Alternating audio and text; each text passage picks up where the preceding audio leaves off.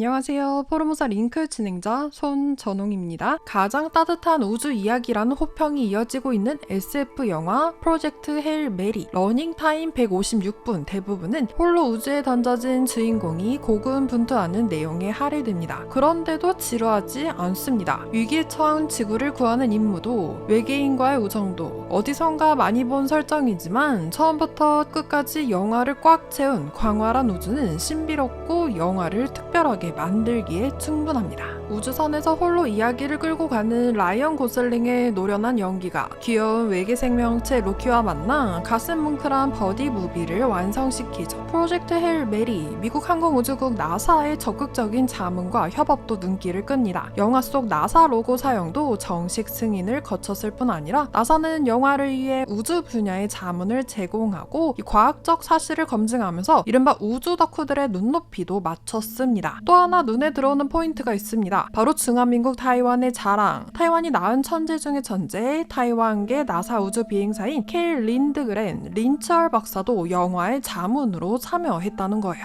이미 2번이나 국제 우주 정거장에 다녀온 베테랑 우주 비행사로 크고 작은 사고 없이 차근차근 요직을 거쳐 지금은 나사 존슨 우주센터 비행운영국의 부국장으로 근무하고 있는 린철 박사님은 현실감 높은 영화 제작을 위해 영화 세트장을 직접 방문하며 실제 국제 우주 정거장에서 겪은 노하우를 라이언 고슬링에게 전달했습니다. 진짜 우주에서 찍은 거 아니야? 의심케 하는 라이언 고슬링의 무중력 연기의 비결은 바로 린철 박사님의 조언을 듣고 공을 들인 덕분이었어요. 지난 2월 나사는 공식 보도 자료를 통해 영화 프로젝트 헬 메일리의 주연 배우와 각본가, 감독, 그리고 원작 소설의 작가이자 프로듀서인 앤디 위어가 나사 제트 추진 연구소를 직접 방문했다는 소식을 공개했습니다. 나사는 그러면서 린철 박사님이 촬영 기간 중 라이언 고슬링을 직접 만나 우주비행과 우주비행사의 삶에 대한 지식을 공유했다고 강조했죠. 미 공군 패러슈트 팀 윙스 오브 블루 요원, 콜로라도 의대 출신 비행외과 의사, 나사 소속 우주비행사, 영화 프로젝트 헤일 메일리 제작 기간 내내 라이언 고슬링이 무중력 연기를 위해 직접 자문을 구한 우주비행사, 평생에 하나만 이뤄도 대단하다고 여겨지는 성과들을 한 번에 이룬 남자가 있습니다. 바로 린철 박사예요. 범접할 수 없는 스펙의 소유자인 린철 박사가 오랜만에 고향 타이완을 찾았습니다. 4월 21일 지난주 화요일부터 5일간의 일정으로 타이완을 방문한 린철 박사님은 자신이 태어난 병원 부지를 찾았어요. 린철 박사님이 태어난 병원은 타이페이 베이터구에 있던 지금은 사라진 미 해군 병원입니다. 현재는 타이페이 제한군인병원 롱민 종합병원이 되었죠. 50여 년 만에 다시 찾은 타이완에서 린철 박사님은 당연히 버블티와 타이완 음식들을 먹었다. 타이완을 탐험하는 건 매우 행복한 일이다 라면서 이 타이완에 대한 깊은 애정을 아낌없이 드러냈는데 직접 들어보시죠. Definitely taken in some bubble tea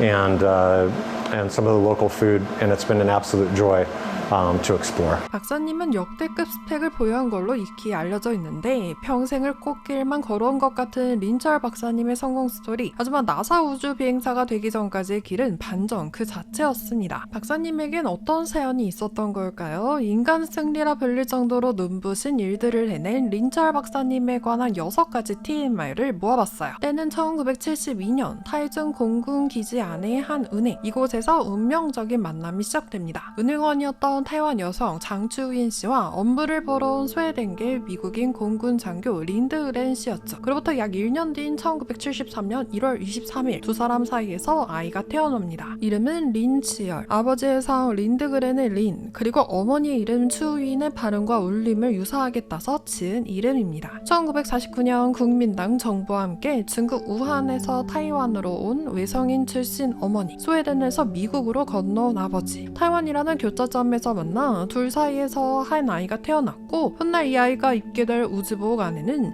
이 모든 역사가 담기게 되죠. 소년 린철의 꿈은 오직 하나, 비행사였습니다. 때는 1993년 미 공군 사관학교 3학년이 된 린철은 꿈에 그리던 우주군 장교가 되기 직전이었습니다. 하지만 신체 검사에서 천식을 진단받게 되는데 이 훗날 오진인 것이 밝혀지긴 했지만 그 한 장의 진단서는 예비 우주군 장교의 비행사 꿈을 산산조각 결정냈습니다. 박사님은 포기하지 않았어요. 비행기나 우주선을 탈 수 없다면 여기에 타는 조종사의 생명을 지키는 사람이 되겠다는 결심을 합니다. 1995년 미 공군 사관학교에서 생물학 학위로 졸업한 박사님은 1년 뒤 콜로라도 주립대에서 심혈관 생리학 석사 학위를 따냈고 2002년엔 우주항공 과학 분야로 유명한 콜로라도대에서 의학 박사 학위까지 받죠. 극한 환경에서 비행 조종사의 건강을 관리하고 안전을 책임지는 비행 외과 의사의 길을 걷던 린철 박사님은 2007년 마침내 나사의 비행 군의관으로 입사합니다. 한 번의 기회가 더 찾아옵니다. 때는 2009년 6월 나사는 나사 우주인단 20기 우주비행사 후보생을 모집합니다. 9명을 뽑는 우주인 선발에 참여한 지원자는 3,500여 명, 약 3,500대 1의 경쟁률을 뚫고 36살의 린철 박사가 최종 구인 명단에 포함됐습니다. 조종실에서 밀려났던 청년이 다시 우주비행사로 돌아오기까지 걸린 시간은 정확히 16년. 이후 국제우주정거장에서 2차례 장기 체류 임무를 수행하며 베테랑 우주비행사로 거듭난 박사님은 특히 러시아 소유주 스페이스X의 크루 드래곤까지 인류를 대표하는 두 유인 우주선을 모두 경험한 범접할 수 없는 경력을 갖게 됐습니다. 2022년 4월 박사님은 자신의 두 번째 우주 비행을 위해 스페이스X의 크루 드래곤에 탑승했습니다. 이번엔 단순한 대원이 아닌 크루4 미션 전체를 책임지는 지휘관이었죠. 박사님은 대원들과 함께 170일 동안 국제우주정거장에 체류하며 200가지가 넘는 실험을 진행한 뒤 무사히 지구로 돌아왔습니다. 첫 번째 임무와 합산하며 린철 박사님이 우주에서 보낸 시간은 총 312일. 타이완에서 태어난 첫 나사 우주 비행사가 지구 밖 무중력 공간에서 꼬박 1년에 가까운 시간을 보낸 셈입니다. 박사님이 우주에 심으려고 시도했던 채소는 많고 그 중에서도 바로 배지 프로젝트 우주 상추 재배가 대표적입니다. 2015년 8월 10일 국제우주정거장에선 LED가 태양광 역할을 대신하는 배지라는 수경시설에서 붉은 로메인 상추가 수확되었습니다. 나사는 린철 박사와 스콧 켈리 그리고 키미야 유이 비행사가 우주 미니 농장에서 재배에 성공한 로메인 상추를 처음으로 시식하는 역사적인 순간을 유튜브를 통해 전 세계 생중계했습니다. 우주선에서의 채소 재배 성공은 우주인에게 부족한 철분을 채소에서 보충할 수 있게 할 뿐 아니라 유인 우주 탐사에서 식량 공급이나 인체에 대한 우주 방사선의 악영향을 줄이는 등등 다양한 장점이 있는데 미래 화성 탐사를 위한 소중한 한 걸음이 박사님과 동료 비행사 2명의 손끝에서 시작된 셈입니다.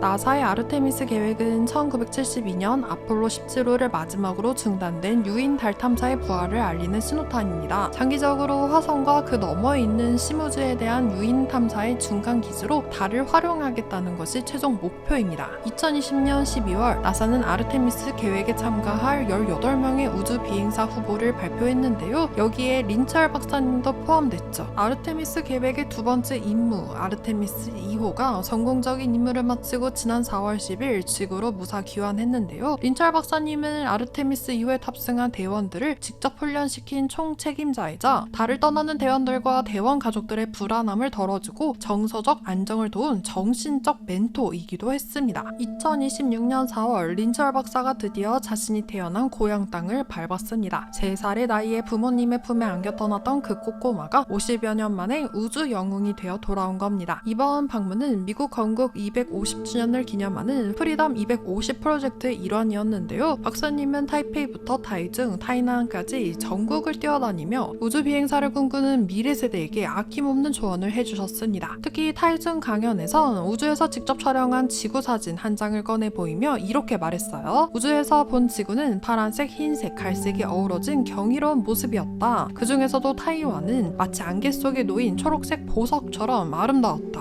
숨이 멎을 것만 같은 그 아름다움을 보며 내가 태어난 이 섬의 소중함을 다시 한번 느꼈다. 린철 박사님의 말 직접 들어보시죠. Looking out the window, the earth is always beautiful. In the whites and blues, the greens and browns. But to find a place to see this view of Taiwan, a green jewel in the Pacific, enshrouded in mist, took my breath away. And so I was so happy to be able to take a picture of it and to share it with the world. And then today, to share it with Mayor Liu. 만약 16년 전 그 천식 진단서가 정확했다면 어땠을까요? 아마 박사님은 평범한 공군 비행사로 은퇴했을지도 모릅니다. 하지만 그 진단서가 틀렸기에, 그리고 그 실망감 속에서도 멈추지 않고 계속 걸었기에 박사님은 전투기가 도달할 수 없는 우주 궤도에 오를 수 있었습니다. 혹시 지금 예상치 못한 오답 노트를 받아들고 낙담하고 계신가요? 박사님의 반전 같은 인생이 우리에게 말해줍니다. 그 오답이 실은 우리를 더 높은 곳으로 이끌 새로운 시작일지 모른다고요. 타이페이에서 RTI 손전홍입니다.